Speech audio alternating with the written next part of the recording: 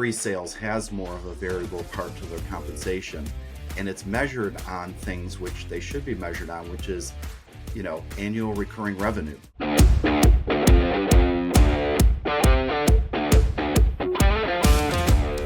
Welcome to the 1% Edge podcast, where we dive into the journeys of extraordinary guests committed to getting 1% better.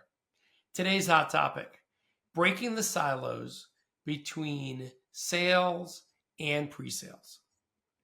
And to help us out with that, I'm honored to have Art Fromm, a speaker, a podcaster, facilitator, independent software vendor, and author of the book called Making Seamless Sales: How Pre-Sales and Sales Can Work Together Seamlessly. Welcome, Art. Thank you so much, and welcome everybody that's listening or watching. Appreciate the opportunity. Well, we're happy to have you. And so let's start by defining the situation for our audience, because some people are going sales, pre-sales. What do you mean by that? So let's define the roles and how they kind of function, and then we can kind of start seeing if we can break down some of those silos. Sounds good. Yeah, it is important, because I was actually on a podcast a little while ago, and when I brought up the idea of pre-sales, actually I was joining this thing, and I just put a comment in the comments, the chat. I said something about pre-sales, and somebody said, "Oh, you mean marketing?" Well, marketing is pre-sales, but it's not what we're talking about here. So really what we're talking about is for B2B companies that have sales teams where you need a technical type person, which is what we call pre-sales, and then a sales person that's focused maybe on more of the business close aspects of the deal. And then, of course, you have client success after that is taking care of implementing the solution. So when we refer to the silos, it's the silos in departments and even personalities between a pre-sales person, typically called like a sales engineer or a solution consultant, and a salesperson, typically an account executive or account manager, and the fact that they just don't naturally work together, whereas that's a huge miss, because this is where improvement can happen. Whether you're an individual contributor, whether you're a CXO, it affects everybody, and it especially affects your clients, your prospects, because we don't want them feeling like they're working with multiple different people. It should feel like one experience. So that's the essence of what we're talking about in the problem set, is not working together as seamlessly as they could or should. All right. So when we think about their lanes, let's start with the sales rep. The individual that's got a quota on their back, they have a target to hit within a set territory or set of accounts. That's their function. And now we have a pre-sales person, a sales engineer type person, who might also have a quota on their back and a target within a certain area. And their function is really about getting that technical win or assisting the rep with their technical expertise to help that rep win over a sales campaign. Did I say that right? Yes, that's the essence of it. It's definitely more than that, but you did justice to the way it kind of is now, because it used to be much worse, where the pre-sales person came in to like do the demo. They're called demo jockeys or demo monkeys, where it's like, okay, now I'm going to have my technical person do the demo, and then as a salesperson, I'm going to take it from here. It's got to be much more aligned to begin with. And so the idea of working together for the ultimate close, and toward that end, what is often called technical win, we could talk a little more about that, because usually technical win means the demo went great and everybody was happy with it, and you're high-fiving each other because, oh, we had a fantastic demo and they love what they saw, and then nothing winds up happening. And that's because there wasn't the rest of the connection, which is, why are we doing this? What is the client trying to get out of it? Besides the stuff we're showing, why would they care about what we're showing? And then this has its genesis all the way back into qualification and discovery, which is what the salesperson's doing. So there's this interplay. I know you had John Kerr on a while back, and John and I work together a lot, and he often talks about it like the helixes of the DNA strand. They're interwoven and interdependent, yet they are also separate. So that's the ideal goal. And it doesn't always happen because still too often there's not enough discovery. So the salesperson hands over to the pre-salesperson uh, sketchy information, which means that the pre-salesperson has to sort of guess or put together what they think might be appropriate, and we miss the story or the connection to the actual client. So that's where some of the problems come in. Okay, so let's break this down a little bit. And in all fairness, I started out as a sales engineer, and along the way, that's how I met John. We were doing it at a company together a long time ago. Yeah. Okay, so some organizations, the demo dolly kind of phrase comes from the fact that, hey, it's hard to hire these pre-sales roles. They're limited. You got to have someone that's technically savvy, but able to have a personality and get in front of someone and actually speak to the public. So it's kind of a, hard role to sometimes find the right talent for or develop the right talent for. And then we don't hire enough of them. And sometimes they're just spread too thin. And you're right. They're not invited to discovery. They just, show them the stuff, the good stuff. And they try to measure their level of success through, hey, I gave good demo, which means Mm-hmm. nothing. Mm-hmm. Mm-hmm. You're expected to give a good demo. The idea is to actually win over the customer, make sure we have a fit there so we can have a successful outcome with this customer. But sometimes I think that gets lost. So maybe it's important, Art, that we take a step back and go, what is a good organization? What should be, some of the structure and how should it be set up? And I mean, it even gets to the point because I've also seen some organizations that have their pre-sales people on a flat salary. There's not even a variable comp plan to their compensation, which I personally don't think is right, but I'd love to get your perspective. Yeah. And by the way, surveys over the last years, especially the last 5 years, are showing that pre-sales has more of a variable part to their compensation, and it's measured on things which they should be measured on, which is, annual recurring revenue, um, clients actually using the product and paying for it, because that's what we're all doing. That's the purpose of all this, right? It's not about how great of a software solution we have or whatever solution, supply chain or other type of solution. It's about helping our clients to be successful.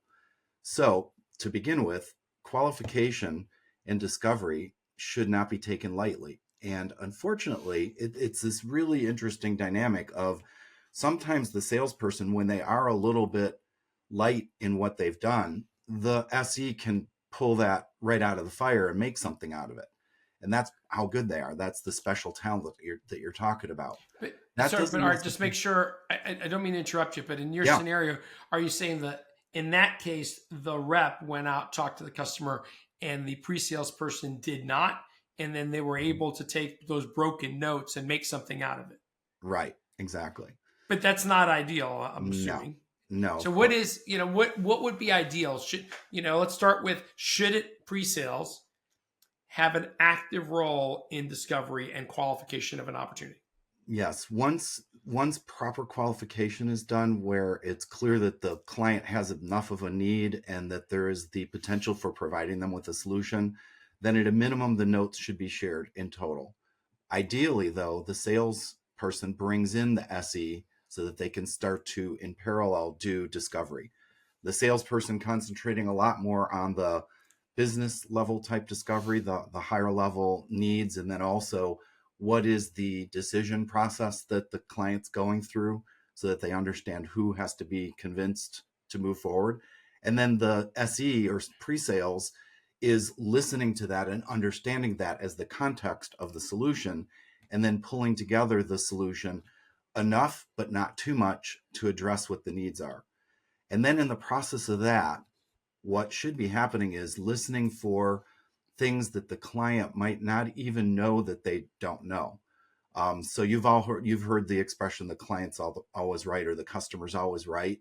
And I don't think that's true, because even though these days it's said that there's 57% through their self-discovery or whatever, when we're talking with them in the early stages of understanding, there are things that they can't possibly know about what is potentially available. So as you're going through discovery, you're listening for the things that you know is your sweet spot, where you have the competitive differentiation to give that client something they maybe hadn't thought of, but also that possibly they can't get from anybody else. And by asking those questions together, we're now setting up a scenario where, number one, we both, when I'm saying both, the sales and pre-sales, knows what's needed. Number one. Next is, what should we show that allows that need to be fulfilled and the value that's going to come from it? And then what have we been able to help the client see that they didn't even know about? And we call that, typically, I do great demo also with Peter Cohan. So we call that vision generation, where we can offer up some ideas based on others like them that we've worked with. Now we've got somebody who's really interested in what we have to say. We're adding value even through our discovery. We're adding value in our conversations to understand what they're doing, what they know, and then how they're planning to go about it. Because the other thing that's in the background is they've probably maybe never done this type of a purchase before, especially if you're talking with a line of business owner who has a problem they're trying to solve. They're not experts in software or cybersecurity or whatever like that, yet they have these problems of their clients not being satisfied. So we find all that out together. Then we can divide and conquer on who's going to cover what. And then when we have a meeting, which should, of course, it's going to consist of what I call technical proofs. And that doesn't always mean demo. In fact, ironically enough, even though I do great demo workshops, we like to say the best demo is no demo. Because if you can avoid, you're not trying to avoid it because you don't want to do it, but you may not have to. You could do a whiteboard or a discussion or other things like that. So now you've got exactly what you need, and you're doing it together with one voice. You're on the same page, and you know what each of you is doing toward that. So that's a real core part of what makes the whole thing work. Okay. I agree with you. It's you said something real important there. If we're going to be doing this together, the core part of this discovery, it sounds like we got to have a playbook, a framework, something that keeps us together, right? So we're on the same page, right? So that, and this is a true story. I was early on being a sales engineer. I had a call with myself, my boss, and our manager of the office, our sales manager. And we were doing some early discovery questions. And like any rookie, I jumped the gun. The customer said they had a problem in a certain area. And I go, hey, and I don't remember my exact words, but I felt like, that's fantastic that you got a problem. We got something that can do that. I can show you this thing. Would that be interesting? And I remember my manager, the SE manager, and the sales manager turning their heads, looking at me and going, basically, shut up, kid. Mm-hmm. Yeah. Yeah. And it's so funny you said it exactly that way, because I have literally heard people say, that's great. And really what they're thinking is, oh, good, I know I have a problem I can solve, but you're telling them that it's great that they have a problem and then showing it. And, this is in the book I talk about, and this was really foundational for my career, because I didn't start in any of these roles. I started as an engineer, and I started to get involved with software implementation inside of the company I was at, because like you, I've been around, a little while. And that was when CAD, CAM, and all the great, tools started to come out with computer aided design and things. So I love that so much that I switched to implementing solutions inside of companies I was at. So I was kind of part of IT, but it was really more part of engineering and engineering applications. As a result of that, I get involved with some of the software companies and got recruited by one to come on board to do pre-sales and then sales. One very, very memorable moment where this happened, kind of the opposite, was that the salesperson, Jerry, out of Grand Rapids, Michigan, had a late breaking lead from a huge company, $23 billion supplier of avionics to the aircraft industry, and had gotten in at the last minute. Actually, it was after the last minute, because they had already done a comparison and selected a vendor. We got in just by the grace of God, frankly, to be able to get in there and be able to show our stuff. And Jerry, being a new salesperson, came to me. I was running the pre-sales team in that region at that point in time.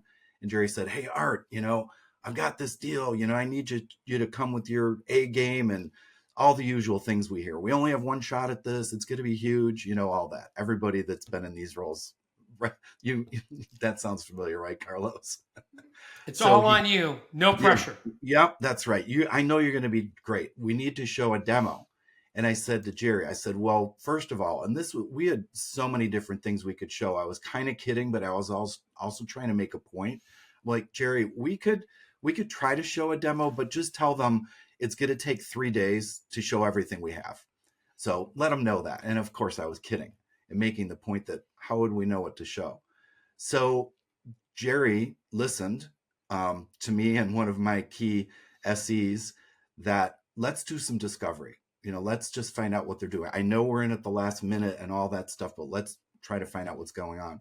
So we had a meeting with them. There's Jerry, me, and two of the people on my team, and there was about 12 or 15 of them. So everybody showed up to hear what we were going to be doing. And we told them, and Jerry got agreement that, hey, to save you time and make sure it resonates, let's have some discussion. They're all about it. So we were at some point very quickly in the meeting up at the whiteboard. They were showing us all kinds of things. I mean, this was a room where every wall was covered with the whiteboard, and we were up doing all these different things and doing the discovery together. And they were talking about all their plans, and we weren't showing them anything yet. We were just asking questions to get them in the direction that we could help them out. And lo and behold, the CIO of the company walked by. So there's a whole bunch of people in this room that are on his team. The CIO of the company walked by the conference room, looks in there, sees part of his team in there, and comes in. He wound up being a huge champion, as it turned out. But in any event, when he walked by, he saw what was going on. He comes in the room and he asked them, "Hey, what's happening?" They said, "Well, we're meeting with these folks from PTC. They're helping us with our information management stuff." And he looked around at the whiteboards and he goes, "Oh, this one right here, this one's not so important. Don't worry about that right now. This one, this is key." And he kind of circled it or whatever. And then he goes, "I got to get going, but let me know how it goes." And out the room he walks. This is a classic example of doing proper discovery because we had the client engaged. We didn't even need to show them anything yet. We had Robert Mills walk by who came into the room. And I always like to say, what could you imagine if this was a typical, "Hey, Art, go show your stuff, do a show up and throw up demo." We're in there with all these people. The CIO walks by, sees his team in there, and they're all bored like this, what are we looking at this for? We have a contract we need to get signed and get going on. And he could have done maybe one of two things, right? Kept walking or come in the room and said, "What's going on here? It looks like you're wasting your time." So as it turns out, we did a proper demo that was exactly what they wanted, plus other ideas we had. They loved it. They tossed out their previous decision, and we wound up winning that deal. And I didn't realize this until just about a few months ago when I had Jerry on a podcast that I was doing. And Jerry said, "Art, do you know that is still a client to this day?" And this goes back 20 something years ago. And that client Wow. is still a client. So this is the idea. It sounds so obvious when we say it out loud, but it's easy for the salesperson to want to just go quick. And it's easy for the technical person to just show up and throw up. And those are the two things primarily that we're trying to change for the better. And it will be better for each of them too. I agree. One of the challenges I see in organizations is they don't follow through on what they think is the right behavior, right? Mm-hmm. They get called in at the last minute, like you just described, and they feel like, "Oh my God, we got one shot only. We might as well give them the best presentation we have." And you said it earlier, the best demos are the ones you don't have to show. And I try to remind folks, think about the risk of showing a demo. You have just as much chance of showing them something they don't like as you do showing them something they do like. Mm-hmm. In fact, I'd argue, if they have a certain expectation in their head and you don't show it the way they like to think about it or talk about it or see that concept, even if your way is better, it could be perceived as, "No, that won't work for us." Yeah. And that's that lack of really understanding your customers. So I'm 100% with you. I think SEs and reps need to look at, and I even call it qualification, qualifying the deal Mm-hmm. and doing that discovery together as much as possible. And you and I talked about this offline because you know how it goes. A sales rep asks you a question, and you get that technical buyer sometimes leans back, crosses their arm. This guy's just trying to sell me. Mm-hmm. Yeah, that's a problem here. A pre-sales person asks a question, how big of a problem is it? They lean in, open up their arms, go, you're the good guy. You're the Mm-hmm. person that was trying to help me. Oh Right. my God, it's horrible. This is what happens, and this is why it's so bad, and this is why it's so difficult for us. So it's like you got to think about like knowing your role going into this thing and playing it up as much as is possible to get as much information as possible. Yes. So like reps, if you're good at asking questions, God bless you, that's awesome. Leverage your SE because you might be amazed how much more information your SE could get from asking the same exact question. Yes, exactly. And John alluded on his podcast when he was talking with you about the study he did where sales engineers are trusted 2-to-1 compared to salespeople. So I like to say that the sales engineers like the bartender or the hairdresser or whatever, right? People will tell them anything and inherently trust them. What's odd and so weird, Carlos, is sales does not inherently trust the sales engineer. Isn't that weird? The customer does, but even the internal customer, if you want to call it that, doesn't inherently trust them, right? So my message is to add on to what you're saying is if you are in pre-sales or sales engineer, work with your salesperson to say, help me to help you, right? Our goal isn't just to do a demo or whatever. Our goal is to get a successful client. And that's what sales gets paid on. And more SEs are getting paid on that too. So to have a successful client, we got to get them something they actually want, they care about, and we make the process as seamless as possible.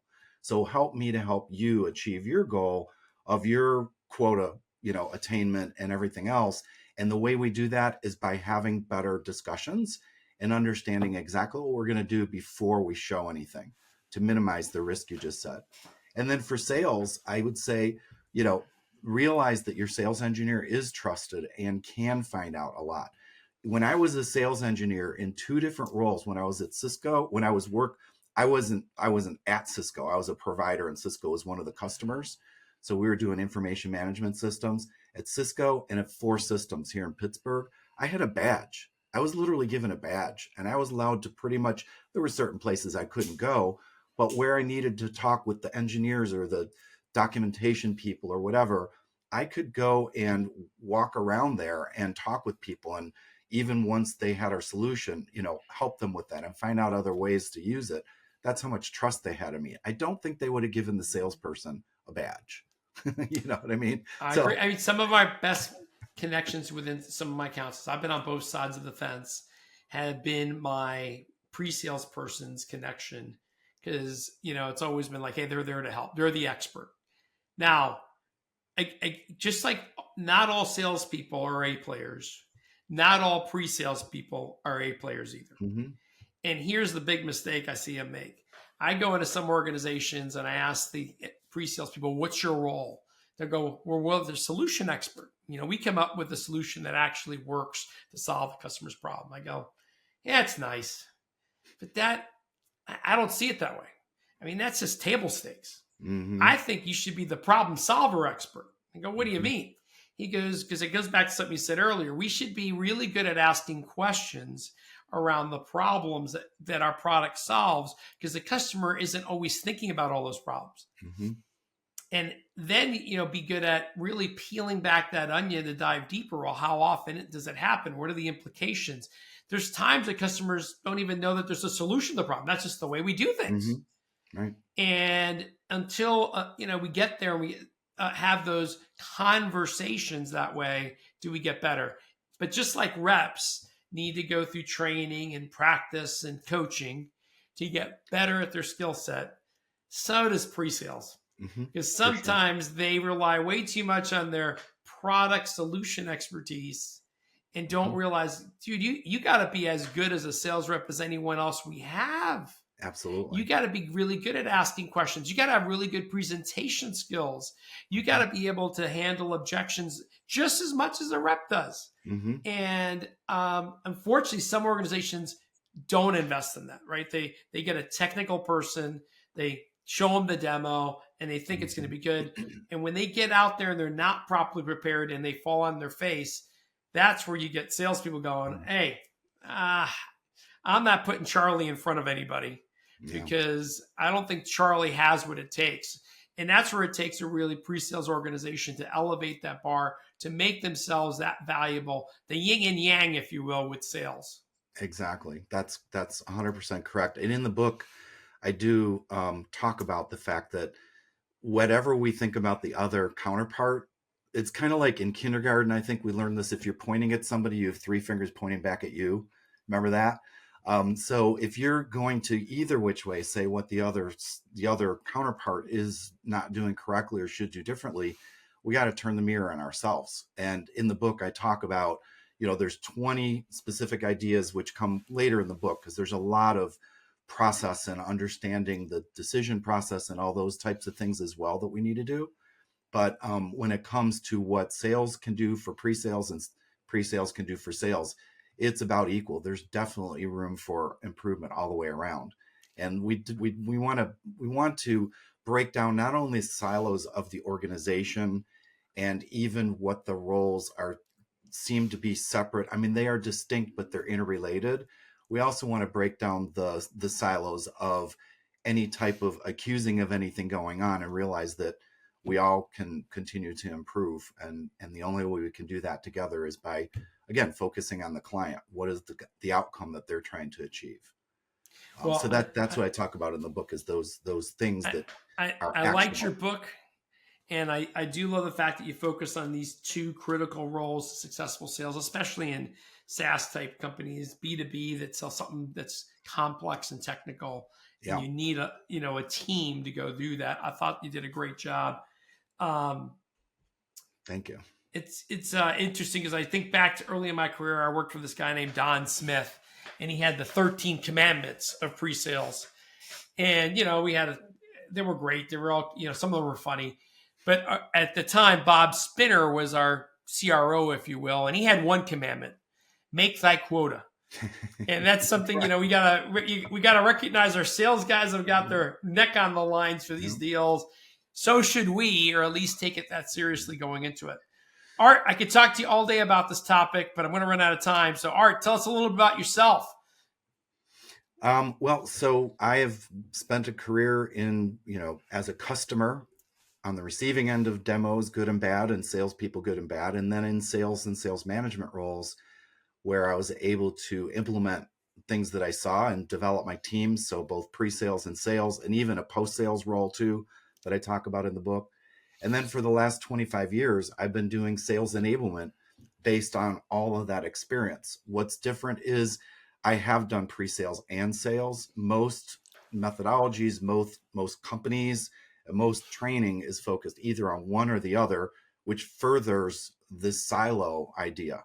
And my goal, and what the goal of the Making Seamless Sales, and by the way, everybody, it's the SE and the AM, so seamless. So you got this pre-sales and sales working together. That's why it's called seamless sales, is to raise the awareness so that at sales kickoffs or other company type events, or even working with sales to help pre-sales and vice versa, we can break down those silos, because studies show that sales can be improved by as much as 37% for just focusing on that and nothing else. And everybody's gone through methodologies and all kinds of stuff, and this works no matter what methodology you have. It's about human connection, and it's a much better experience for our clients. So the buyer's going to experience something even better as well, seamless buying, which I think is going to be my next book, seamless buying. No, I like that. I think that is a big thing with you think about younger generations. They're used to frictionless transactions, right? Oh They yeah. like it. They look it online. They look at the reviews. They press the button. They purchase it. There's no interaction with a salesperson. There's no Hmm. having to have a conversation with someone else. Again, much harder. The bigger the ticket item, the bigger the price, the more you get into B&B sales. But I think that sentiment of people wanting, that seamless type of interaction with their vendors is Hmm. still there, and we got to find a way to work within it. Yeah. So I'll have to Yeah. make If it you're good. easy, if you're easy to work with, that's going to stand out. And the questions you ask, and the way, I like to say, we're turning the sell into a buy, and we're turning a push into a pull. And when they start pulling, that's you sign that you've done the right thing. And what a better way to be. Now you're truly a trusted advisor. And they may even forego RFPs or anything else if they see that you've got what they need. And like you said, solving problems that they didn't even know that they had potentially. That's what you're going to differentiate yourself on, not your product necessarily. 100%. All right. So Art, what's your 1% edge? What are you working on these days to get 1% better? Well, it's all about continuous improvement. You know, as a degreed engineer, I think that's always in the back of my mind is what can I just do incrementally just to get that much better? And then that's going to compound. So anything I invest in development or tools or other things like that this year, you know, that's just going to leverage itself moving forward. So that's really the 1% edge that I always like to think about. Excellent. And if people want to hire you as a speaker or a facilitator, what's the best way for them to reach out to you? I'm on LinkedIn, so linkedin.com/in/art from with 2 M's, the only art from that you can get at that way. And then my website has got a whole bunch of resources, including webinars that I've done and articles and other things. And you can also, of course, order the book to hear the whole rest of the story, Making Seamless Sales. My website is teamsalesdevelopment.com, developing Excellent. together as a team. All right. Thank you so much for being on the podcast. I really appreciate it. Pre-sales is near and dear to my heart. So anyone that helps them thrive and be better, I would not be here today if it wasn't for my pre-sales team. Yeah, me too. Thank you so much. Thank you, everybody. Awesome. All right, everyone. That does it for this week's episode. If you enjoyed my conversation with Art, please comment back. Please subscribe. We would greatly appreciate it. And until next time, I wish you nothing but the greatest success. Thanks again, Art. Thank you.